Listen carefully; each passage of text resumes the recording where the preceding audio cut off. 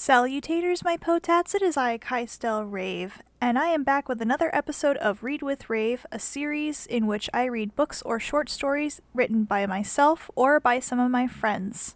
A couple of small disclaimers. Disclaimer number one, I have already gotten permission from my friends to read their books or short stories so as to avoid copyright. That being said, I will have links to their social media down in the description below. Disclaimer number two, these books and short stories are not meant for children. The average audience is teens or young adults, so if you are a young child, please jump off this video and return when I have gaming or art videos. Today, I will be reading The Crossroads Planet, Book 1 of the Crossroads series by Robert Field. Chapter 12. Escaping Mother's clutches, the two lovers made for an obscure part of campus for some moments to themselves. The sunny weather, although definitely hinting at the approaching cold season, nevertheless appealed to their restlessness. Lance led Crystal away from the students' court, past the smithy, and on out to the outer castle grounds. Turning away from the road leading to West Gate, they followed a less used road leading down to where the outer wall followed the curve of the river. "Down here's the water gate," announced Lance. "At one time supplies were brought mostly by water, and also prisoners for the Baron's dungeons. Now it's hardly ever used, and consequently, one of the places I like to go to get away."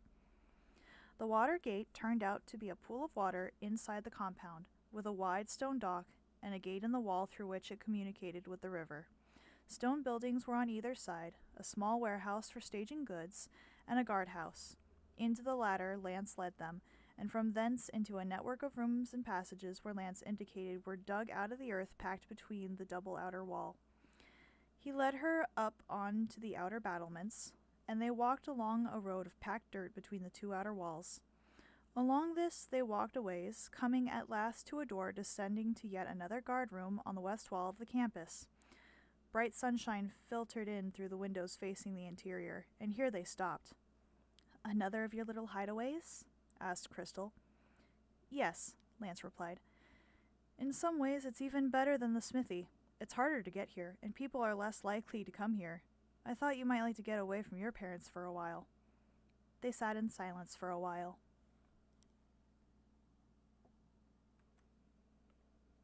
The preparations were nearly complete. The chapel had been decorated, the liquor had been bought. A lavish reception was scheduled in the master's dining room, which had been commandeered for the occasion. Crystal was dressed in a bright blue silk dress her parents had commissioned on short notice. Lance was resplendent in his nice tunic and cape. Together, they entered the chapel, where faculty, friends, and Crystal's parents were gathered. Lance and Crystal stood on the platform at the head of the aisle, where various masters gave testimony to the existence of the heart bond, its strength, and the depth of the commitment between them. Finally, the certificate itself was presented, duly signed and sealed, then read aloud. The whole assembly gave a great cheer and led a joyful procession to the great hall, where the catered reception began. Towards evening, they progressed into town, where wine and ale flowed until the first light of the false dawn, whereupon the party roused itself and staggered back to the campus. Unfortunately, Lance's parents could not attend, owing to a busy schedule at the mine, where they were trying to get all of the past year's ore down to processing before the winter snows should close the road to heavy transport. They sent their apologies, and also hinted that they'd rather see the two at their first housewarming than at any fancy ceremony with basically no legal standing. Crystal's parents left her a certain sum of money converted to local currency, then reluctantly departed. Lance's folks promised to help with the house. With the shuffling that they'd done, Crystal's folks said that they wouldn't be able to return in less than 10 months. They made their farewells and departed with a caravan up to Landing. Lance was walking back from an afternoon class when suddenly his path was blocked. Before him stood Cindy, looking every bit the dominating vixen, and as if that weren't enough, a couple of brutish fellows were with her. "They'll be coming with me," she said simply, and at a gesture to her companions they each grabbed an arm. She passed her hands close to his body, and suddenly he felt faint. Darkness came, and for a while he knew nothing. When Lance awoke, he was lying on a hard surface. Carefully, he sat up, trying to overcome the feelings of faintness and weakness that were still with him. He looked around. He was sitting on a wooden shelf which passed for a bed in a small stone-walled cell. Iron bars separated him from the stone-walled corridor. Torchlight filtered dimly in from the corridor. At the sound of footsteps approaching, he looked up to see one of the thugs that had originally grabbed him, walking past at a sentry's pace. As he passed the cell, he nodded as if to himself and calmly walked on. After some moments, a different set of footsteps approached, sounding rather lighter. This time, the person that came into view was Cindy, again dressed in her manstalker outfit. She looked at him with a cruel expression played over her face.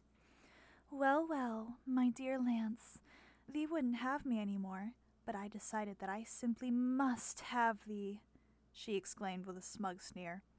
"Thee's become a problem, doesn't thee see? Thee should never have become involved with Crystal. If thee hadn't taken such a fancy to her, she would have left town a long time ago, and I would have had thee all to myself, without having to go through all this trouble. No, I'll have thee, anyway, one way or another. Others will get thee later, but I'm going to be first. Don't worry, I won't keep thee waiting very long." With that, Cindy turned and walked away again, not forgetting the trademark swirl of her cape and parting view of her legs. Lance tried desperately to think. They must be trying to get at Crystal somehow. But who? Lance could hardly believe that Cindy would do anything like this on her own. The Cindy he had known was simply an attractive nuisance. Perhaps the evil forces from the south had gained a foothold in Crossroads. How long had they been using Cindy? At last, his head cleared somewhat. Crystal! He would try to contact her. He tried to recall what he had inadvertently done that time he contacted her while she was not physically present. He closed his eyes and tried to imagine her face, her eyes. Soon he was rewarded with the familiar dreamy sensation. Lance sat in the dream glade 10 feet away from Crystal. "Crystal!" he cried. "Help me!" Crystal looked at him. "Lance! I've been worried about you. Why aren't you back from class?" "It's Cindy. She came at me, along with 2 thugs who held me while she did some cellular misadjustments on me. Enough to knock me out. Now I'm being held in a dungeon somewhere. She just came to see me and spit some venomous tripe at me. I don't know where I'm being held." Crystal considered this for a moment, then her face lit up. "I can trace the spirit lines between us, the ones that run directly from me to you." In a moment, a pair of filaments appeared connecting them. "Sit still. I'm going to take some bearings." Ghostly forms appeared within the glen, an image of the sitting room of their suite. Where Lance sat was outside of the ghostly suite, while Crystal was within. He stood up and tried to move toward it, and he ran into an invisible barrier instead. In a moment, his obstacles came into view, a ghostly image of his cell. Crystal studied the forms arrayed around them. "I hope these are the images that are oriented correctly." She stood up from a ghostly sofa, turned toward her ghostly room, and extracted a small item from a ghostly dresser, which turned into a real object in her hands. She walked back through the sitting room and towards the hall door. At no time did she change her position within the glade, but as her legs moved, the ghostly image of the sitting room moved until it was behind her. She took a real key from her pocket and locked the ghostly door. Ghostly images of the passageway flitted by as she made for where the stairs must be. Eventually, she was standing in what must be the courtyard. Lance watched, fascinated, as she did things to the object in her hands. "This device is an inertial tracker. It will let me know at all times where I am with respect to where I started, and I will tell it which way I'm facing when I'm looking at you. I'm going to walk around the outer campus now and take bearings of each corner." Ghostly images of the college flitted by as she walked out to the outer compound, out to the outer walls. Then she walked the perimeter, pausing periodically to note which way she had turned to face Lance, and entered something onto the device. After a while, Lance noticed that she was moving very slowly in a large circle around him as he sat in the middle of the glade. She had gone halfway around him when he called out to her, Is thee halfway around the walls yet? Yes, almost, she replied. Why? I must still be on campus then. She looked at the inertial tracker. Yes, you have to be, but I'll need to finish the circuit before I can tell precisely where. Presently she came around full circle. Lance, according to the plot, you ought to be in the keep. I'm going to circle the keep at a close range to get a better reading. After several minutes of walking in place while images of campus drifted past, she again walked right around Lance, only much faster this time. She stopped. You're in the keep, all right. I'll go get help. Just sit tight. I'm going to drop out of the dream world now, but call me again if you need me. She clapped her hands to dismiss the dream world and found herself standing at the southwest corner of the keep. She went straight up to Third North and sought out Lace. Lace, you've got to help me. Lance has been kidnapped. Lace looked at her. Is this why thee was walking all over campus like a zombie? Thee passed right by me. Never looked, never spoke. Sorry, I was communicating magically with Lance. I used my inertial tracker to locate Lance. He's being held in a cell at the keep. She showed Lace the small device and demonstrated the display, which showed the paths she had been walking, as well as the places she had stopped and marked a bearing. From each stopping place, the line went straight to the center of the screen. Her first circuit showed a large outer circle, and another small circle showed where she had gone right around the keep. Lace studied it carefully. Thee and Lance are hard bonded, so you can talk to each other and know where the other is? Well, I can talk to him at any time, and I can always point directly at wherever he is. I use the tracker to triangulate my fixes. I've also seen the cell he's in, and my tracker says he's in the keep. Can you and Bruce help me? Of course, dear. Bruce! The three of them proceed to the entrance of the keep. He's probably in the dungeons, said Lace. Let's start by heading for the tunnel that leads to the practice areas across the river. They walked through the vestibule into the southeast corner of the keep and descended the spiral stair. After they'd gone down one level, Crystal stopped. Let me see if he's above or below here. She quickly called up the spirit sight and observed the two filaments. They pointed down at a shallow angle. He's at least one more level down. They went down another level, and she checked the lines again. Still they pointed down. On the third level, she thought that he must be on this level. She oriented herself to point towards Lance, dismissed the spirit sight, and pointed the way. He's in that direction. I think he's on this level. The stairs at this level emerged onto two passages meeting at right angles and marking the perimeter of the keep. The direction she was pointing was slightly to the right, so they took that passage. A little ways down this passage, another passage came up from the left. This time, Crystal's bearing pointed almost straight down the side corridor. She paused. I'd better contact Lance and ask him to see if the coast is clear. She sat down and once more summoned the dream state, which appeared with only a minimum of delay. Lance, I'm very close now. Are there any guards nearby? The two guys helping Cindy are students here. I think they all cleared out for the time being. Nobody's bothered me for over an hour. Good. Well, I should be there in a few minutes. She broke the dream state. Lace, he says the coast is clear. Shall we? The three set off down the corridor. Soon they entered a small guard room which bore signs of recent use, and past it was a small group of cells, one of which contained Lance. Hi, Lance. No, don't shout. Someone might be lurking. Crystal looked at the door of iron bars which closed the cell, and was locked with an iron lock. She looked around at the others. Any ideas on getting this open? Lace shook her head. I'm afraid not. I'm just a journeyman. I don't have that kind of power. Crystal looked thoughtful for a moment. Power. That's it. Stand clear, please. She sat down and summoned the spirit sight, bewildered for a moment by the different mix of filaments that presented themselves in the subterranean locale. She recognized more of the sort that traveled within the earth, and fewer of the aerial variety. Well, beggars can't be choosers, she thought, and reached for two nearest, careful to avoid the two which made up the heart bond. The subterranean filaments moved sluggishly to her command, but she was able to form a double helix about the lock on the door. Slowly she allowed the energy in the helix to build up. I've got an energy helix around the lock, but I can't see the lock clearly. Will someone let me know what happens? Nothing yet, Crystal, Lace replied. Crystal applied more energy. It's starting to get warm now. Still more energy. Hey, it's starting to smoke! Crystal maintained a constant increase in the power. Soon she could hear sputtering, and Lace reported that it was beginning to glow red. Lance shook the door, but it still held fast. She fed still more power. The lock was white hot now, and she could feel the heat on her face. Crystal, I think these almost got it. Metal's dripping off the lock. Hey, it's open now. Lance was able to push it open! Crystal released the power and collapsed to the floor, but only for a moment. As soon as the filament returned to its normal state, she drew it into herself and tapped on its power. In a moment she was able to stand up, to everyone's amazement.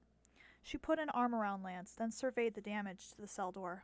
Most of the lock was melted away, forming a puddle of slag on the floor, and the iron bars were discolored from the heat. Bruce spoke up. "Let's not stand here gawking. Let's go find a proctor." The party made its ways upstairs and outside, then crossed over to Master's Court. Bruce went ahead to Ian's office while the other three helped each other along. Crystal was beginning to feel acutely hungry, and Lance still looked faintly sick. Finally, they all arrived. One of the proctors ran off to summon Ian while another wrote up the incident. Shortly, Ian arrived, more than a little out of breath. Quickly, he led them into his inner office, pausing to grab the report from the aide. Lance and Crystal took the chairs while Lace and Bruce stood up. "This had better be good," Ian said, sitting behind his desk, his breath slowly returning. "Lance kidnapped, eh? Well, Lance, this is a switch. Just a few weeks ago, thee was in here to atone for thy infractions. Thee seems to have settled down since then, I think.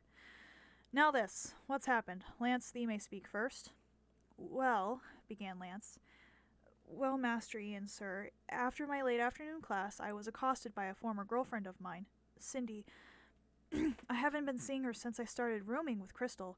She'd gotten a little miffed at not seeing me anymore. Nothing serious. But then there she was with a couple of students, biggish brutes I've seen her hanging out with lately. They grabbed me and she magicked me. Her skills in cell adjustment, but she must have worked the opposite because I felt suddenly weak and then passed out. I came to in a cell, and one of Cindy's thugs checked up on me. Then Cindy herself showed up. She uttered some spiteful things to me and left. Crystal and I share a heart bond, and as bondmates, we are telepathic with one another. I called out to her, and she was able to orient on my location. She arrived with Bruce and Lace, and magically melted the lock so I was able to escape. After that, we came straight here." Ian laboriously finished writing down Lance's statement. "Now, Crystal, thy story, please." Crystal cleared her throat. "I was waiting in our suite in 3rd North for Lance to return from his afternoon class. He was overdue. All of a sudden, I found myself in communication with Lance. He told me he was in a cell and didn't know where he was.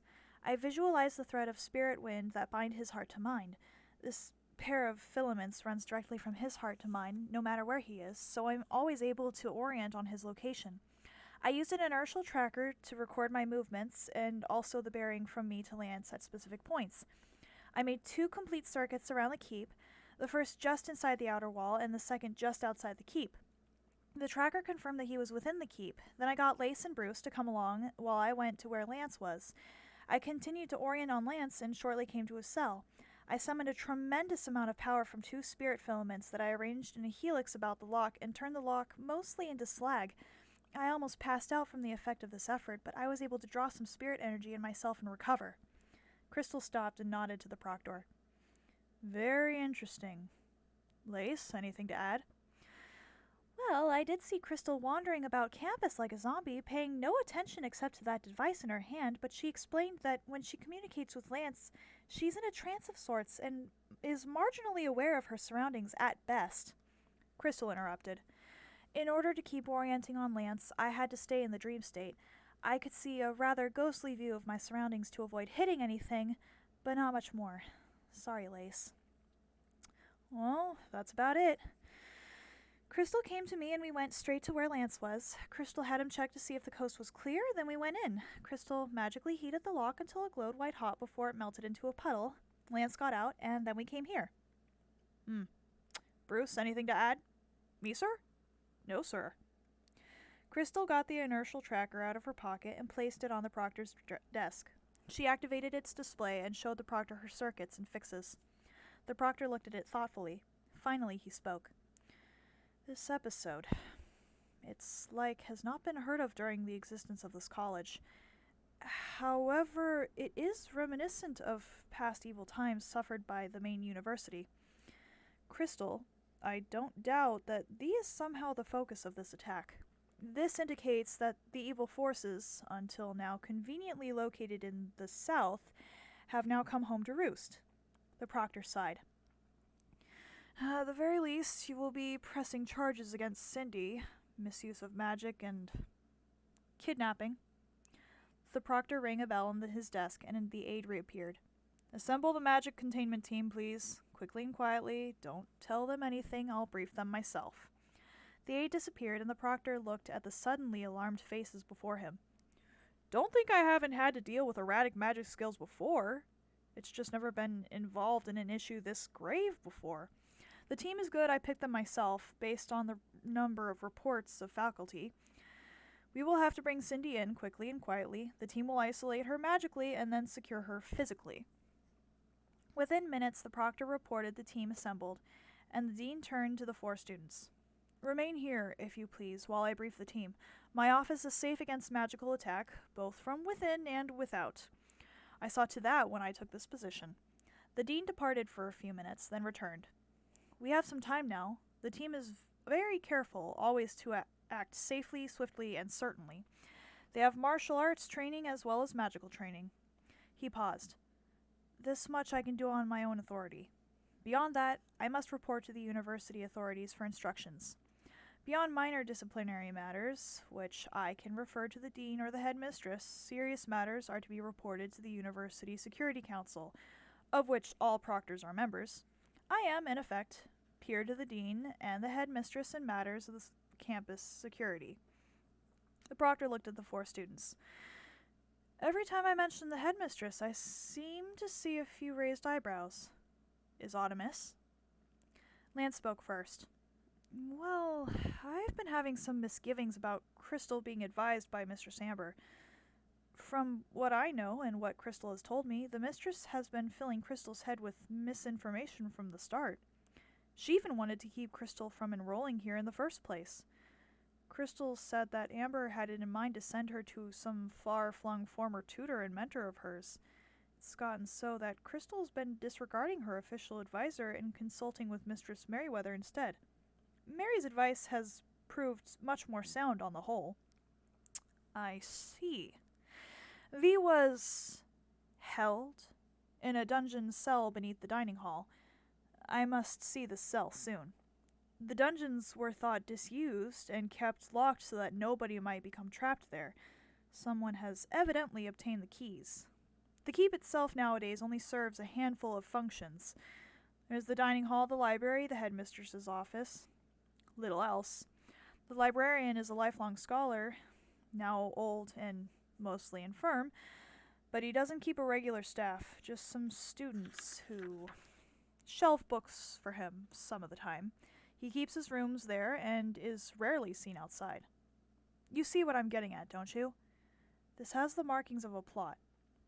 Cindy, a bubble-headed wench by all accounts, is a diligent if somewhat distracted student with a firm command of minor talent. Suddenly doing this? She most likely did this in league with something else. A girl that doesn't do a prank like this, well, if we may call it a prank, without some other influence. The only other faculty or staff are attracted to Mistress Amber, the headmistress. The dean frowned. I don't like the thought of maligning the head. But surely she would know things like where the dungeon keys are, and if she were behind this, only she would have the audacity to hold Lance in the keep itself. He looked at Lance.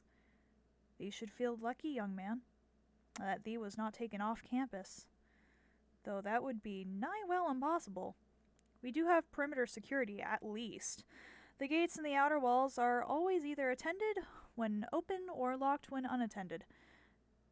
Only one gate is attended day and night, and it's kept locked at night, but open for the occasional late-partying student. He looked worried. I shudder to think of what this college, nay, university may be headed for, if Amber be involved in any way. Amber does present a mysterious front at most.